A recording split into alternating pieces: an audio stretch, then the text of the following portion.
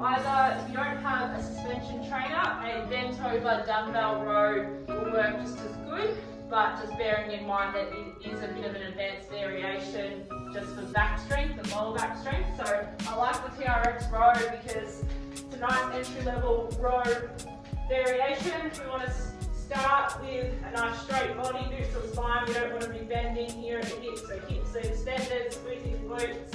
And we're going to pull from our scapulars. So retract scapulars as we did in our scapular series, and then pull from that mid back, squeezing the shoulder blades down and in together. Slowly back down, control, retract, and come up. So the retraction should happen all in one movement with the pull. We don't need to sort of see a retract and then pull, but you can do this to learn how to actually initiate the movement first up. Remember, the lower you go, the harder it's going to be. The higher up you are, the easier it's going to be. Pulling to just about the top of the rib cage. So if you're down here, again, retract the shoulder blades up. Make sure we're not flaring the rib cage out like this. Dropping down, pulling up, shoulders back. You want to pause for about a second or two to make sure that you get a good squeeze of the shoulder blades together. That's our row. Second exercise that I recommend you start with would be a pull-up variation. I say that because maybe you cannot do one strict pull-up. If that's the case, we are able to use a band. Just take care that when you do learn the banded variation that you're not going to use momentum and it's a strict pull-up. We're not using any body weight momentum. So see how many strict pull-ups you can do. Overhand grip. We'll go wider than our shoulders. Obviously narrow is probably easier. We're going to try and go as wide as we can. And then from this position, I want to get the point where I am able to activate the lats. I'm pulling down with the scapulars first to initiate the movement. So here we go, chest up and out, pulling down, and then up and over. Down, up, and then hopefully chin over the bar. As you can see, I haven't really been training pull-ups for a while, but essentially you want to see how many you can get out without using momentum. And then you'll transfer yourself to the bar. You can only get 1, 2 or 3 like myself at the moment. Transfer yourself to the band. Push down with the band. Okay, so you're squeezing your glutes and it's not coming out like this. Push down on the band. Again, same hand position, and see how many you can get out with a nice heavy band. Again, no momentum, up and over, hold, control down. Up and over. Okay, so that's your pull-up variation. And again, just experiment with the grips, whether you go narrower or wider. We really want to get the scapular retraction to activate those lats first before we then pull up. So we're actually pulling up correctly. And that's our another variation of a lat dominant strength exercise. If you don't have a chin-up bar, or you don't have access to be able to do a pull-up variation, the other next best thing is a banded pull-down, straight arm pull-down. So we're going to start with a bent position, hinging at the hips, pushing the hips back, neutral spine. I'm going to grab up quite high. Remember, the higher you grab, the more tension that you put on the band. I'm using a medium resistance band here. It's nothing too heavy, nothing too light. And I'm going to first draw down with my shoulders, okay, to activate the lats, to squeeze down into the lat muscles, to initiate that movement, and then I'm going to come down smooth, okay, to about where my elbow meets my midline, okay. I want to try and keep straight wrists, so it should look like this as I come from that bent position, shoulders down, and squeeze down to here. Breathing out. And I'm really trying to squeeze into my lats at the very bottom position, holding for a couple of seconds. Keep it a slow tempo up. So I'm coming up in 3 seconds, and a more of a powerful and controlled down phase. 2, 3, down in 1 to 2. And there are banded lat pull downs. So your push variations now. We're going to start with a simple push-up. You can also add a band resistance into that. So again, if you haven't been training the push-up movement, start here, basics. Really important to get the foundation right first, so make sure that your hands are in line with the shoulders and we're not out here. So shoulders are over those wrists and they're slightly wider than shoulder width, so about a hand's width out. You also want to think about your scapular position, so draw shoulders down and back and make sure that you're not dropping in like this and push away from the floor. Strong scapular position, come up onto the toes.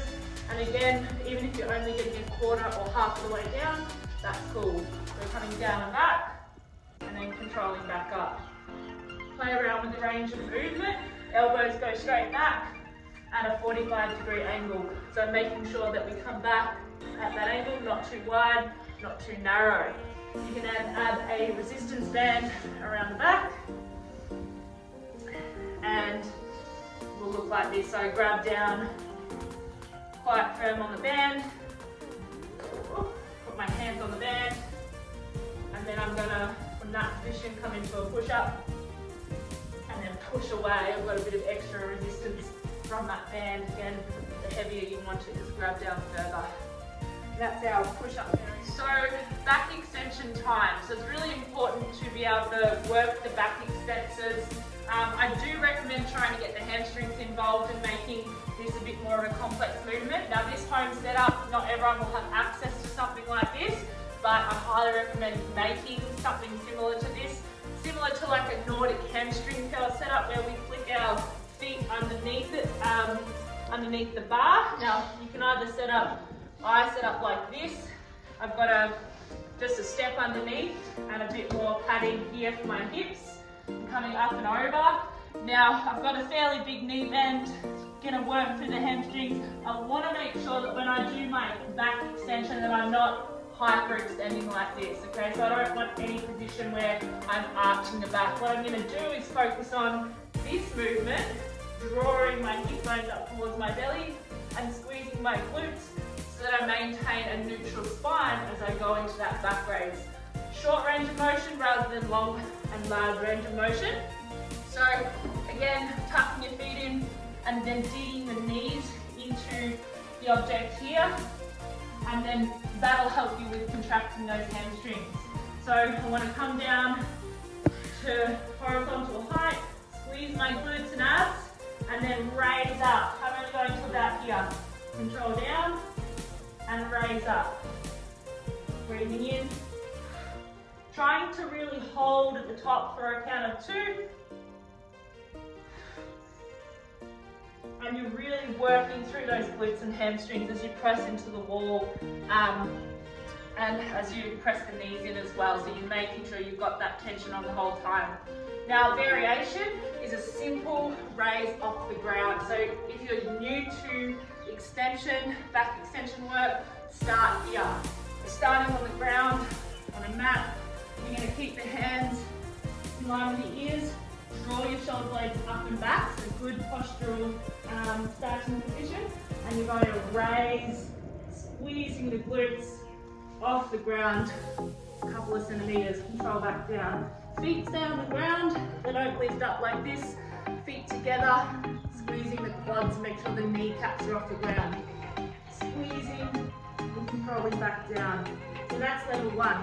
Level 2 would be either getting this sort of a setup or something a little bit easier would be using a Swiss ball, which I'll show you next. So the second variation for your back raise is using the Swiss ball. So just as good as doing a Nordic, almost as good as doing a Nordic variation of our back raise.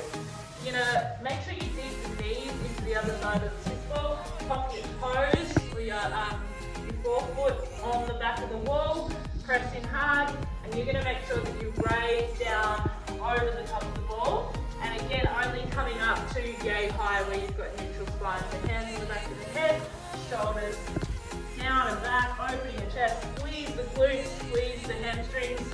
Make sure you're actively pressing into the ball with your thighs. Breathe in, breathe out.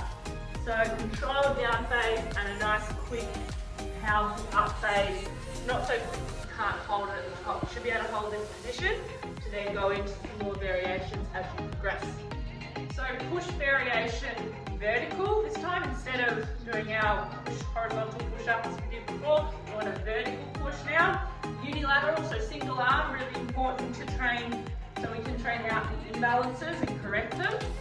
More so, we're going to start in a half kneeling position. So this half kneeling position, we want to make sure our core's on tight. I'm squeezing my back glute and then pressing my hip forward so I've got that nice hip extension and I'm not bound up at all, not crunching up. I'm up nice and tall. This leg is up nice and high, so I want this hip higher than the bottom stance leg hip to know that I've got activation of that glute. That's our setup. Then we're going to press from this position. An overhead press. We don't want the elbow out here. We don't want it too close. We want it just sitting down, just relax. Straight wrist. We're going to press straight overhead. Okay, variation, just take the arm out. Engage the core a little bit more, breathing out. In, all the way up.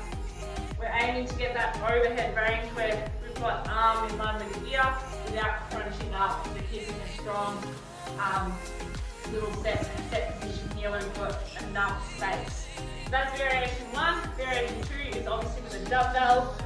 Start light, progress to heavier. You want to do around that 6 rep mark on each arm, so not too many. We're going to strength, not strength endurance. So a unilateral back dominant exercise now, the reverse fly. We're going to do reverse fly with alternating arms, so we're making it just one arm at a time. I'm in a split stance position, hinging at the hips back rather than bending at the knee forwards. Okay, so hips back, neutral spine, and then from this position I'm really loading up this front leg, the glute. I should be able to feel the glute of this front leg. Strong core, and then I'm going to fly. See how I've only got a very small elbow bend, so I'm working again from the shoulder. Fly, pass, and then fly. With the fly, see if you can hold that top position for about 2 seconds, 1 to 2 seconds, so that you're not using momentum on the down phase. You want to do around 10 repetitions on a fairly heavy-ish weight, again to be able to keep good form, and then swap legs, 10 repetitions.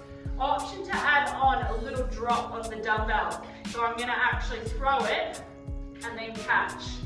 That increases the amount that your core has to stabilize, makes it harder to be able to actually hold that isometric contraction at the back. So that's our dumbbell reverse fly in a split stance position. So core variation number 1, we're going to do a dead bug variation. And this time we're not actually moving our arms in the normal dead bug, we're actually going to stabilize down through the lats and hold on. So I'll show you what that looks like. So we're going to take it from the back.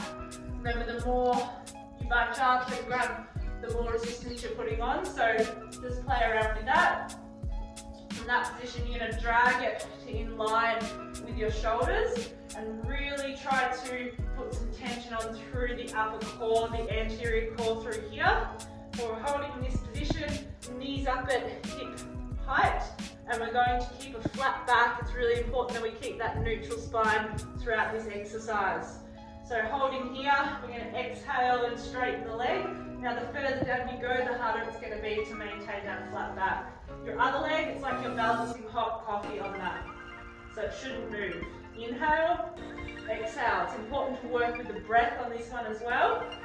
Once you've got this variation down pat, you can then start to work in through the arms, okay? But for now, we're really concentrating on the legs, keeping that tension through the lats, and working through that variation there. So your second core variation is a little bit harder than the dead bug variation. We're going into a hollow hold, like a reverse hollow hold with a TRX. So I'm going to show you the normal hollow hold in a second on the ground, which you can do if you don't have a suspension trainer like the above. So again, we're tucking the pelvis so that you don't arch the back. We're going to posteriorly tilt, squeeze the glutes, draw in tight. That's our starting position. And then we're going to slowly fall forward, keeping that strong contraction of the glutes. Go as far as you can without dropping out through the shoulders. So I don't want to say this. We want to keep tension on through the shoulders, pulling down and back. We're going to hold for 5. You should be able to breathe in this position. You should be able to feel a lot of tension going through that core, and then repeat. So we're coming out, hold for 5, 4, 3, 2, 1. Back to just below shoulder height. Doesn't have to come all the way in. Keep the tension on the whole time. And repeat. So you want to do around 5 holds out in that position of 5 seconds in duration. Variation of the hollow on our TRX. If you don't have it, or if you just need to learn how to hollow hold, which I suggest you do if you don't already, we're going to start in this position where our knees are up in line with our hips. I'm going to take my shoulders off the ground so that I'm actively engaging my whole anterior core. My arms are going to come up above the head. Now, if you lose this position here, don't take the arms back as far. Because obviously the aim is to get our arms in line with the ears. We should be able to breathe in this position. This is hollow number 1. Hollow number 2, to make it harder, legs go straight. The whole time my lower back is on the ground, okay, and it's not arching. As soon as you lose this position, have a break, relax, stretch, and try again. The further down your legs go, the harder it is to maintain that hollow body position. Okay, so experiment with how long you can hold for. I suggest 10 seconds initially. Have a relax for 10 seconds and then go back and do another 10 seconds, but really make sure that your shoulders are coming off the ground and you're getting that nice hollow position where the lower back